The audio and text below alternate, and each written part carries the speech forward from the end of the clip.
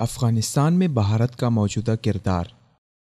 اس وقت امریکہ افغانستان میں بھارت کی موجودگی بڑھانے کا خواہش مند ہے، کیونکہ پاکستان پر عدم اعتماد کے بعد اس خطے میں اس کے پاس واحد متبادل بھارت ہی بچتا ہے۔ مگر بھارت اگر افغانستان میں امریکی اشارے پر اپنی پوزیشن مضبوط کرتا ہے تو پاکستان طالبان کو مذاکرات کی میز پر لانے کے لیے اپنا اثر و رسوخ ختم کر سکتا ہے۔ پاکستان اور امریکہ کے ایک دوسرے کے خلاف حالیہ بیانات دونوں اطراف سے تناؤ کی وجہ بنے ہیں۔ اگرچہ پاکستان نے امریکی وار آن ٹیرر میں نیٹو فورسز کو زمینی طور پر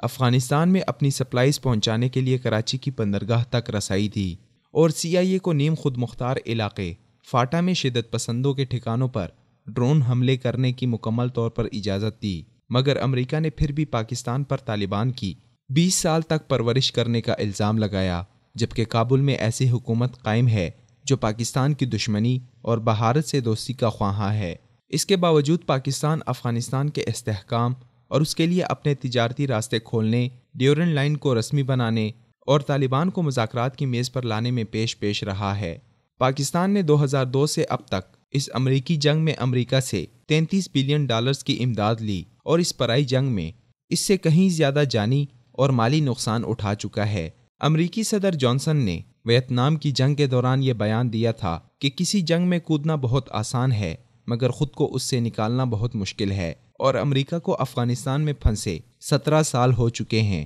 ٹرمپ انتظامیہ کی نئی پالیسی کے مطابق وہ بھارت سے معاشی تعلقات مضبوط کر کے افغانستان میں اس کی جگہ بنائیں گے تاکہ افغانستان دہشت گردوں کی جنت میں تبدیل نہ ہو سکے۔ اسی لیے اکتوبر میں وزارت دفاع کے امریکی سیکرٹری جیمز میٹس نے نئی دلی میں بھارت کی وزیر دفاع نرملا ستھرمان سے ملاقات کے دوران اپنے مشن کا ٹاپ ایجنڈا یہی رکھا کہ کسی طرح بھارت کو افغانستان میں اپنی مدد پر راضی کیا جائے۔ بھارت نے اس تجویز پر آمادگی کے ساتھ یہ واضح کیا کہ وہ وہاں اپنی فوج نہیں اتارے گا، جبکہ امریکی خواہش ہے کہ بھارت اس جنگ میں اس کے ساتھ مل کر پوری طرح شمولیت اختیار کرے، مگر بھارت کو ڈر ہے کہ اس کی شمولیت افغانستان میں پاکستان کو بھی اس کھیل میں شریک ہونے کا موقع فراہم کر دے گی۔ دوسری وجہ یہ ہے کہ بھارت چاہتا ہے کہ امریکی کندھا استعمال کر کے افغانستان میں اپنے مفاد حاصل کرے۔ پاکستان کو پریشان کرنے اور غصہ دلانے کے لیے بھارت فوجی امداد اور فوجی مشیر تو فراہم کرے گا،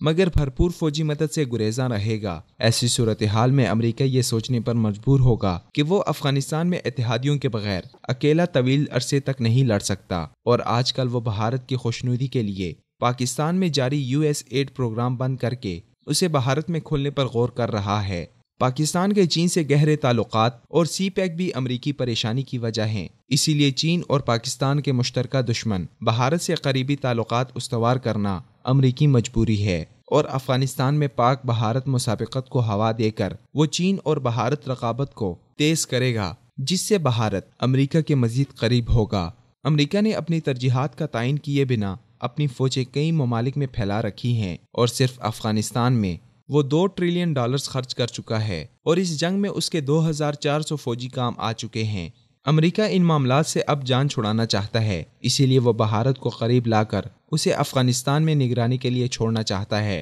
اور وقت بتائے گا کہ وہ اس کوشش میں کس حد تک کامیاب ہوتا ہے۔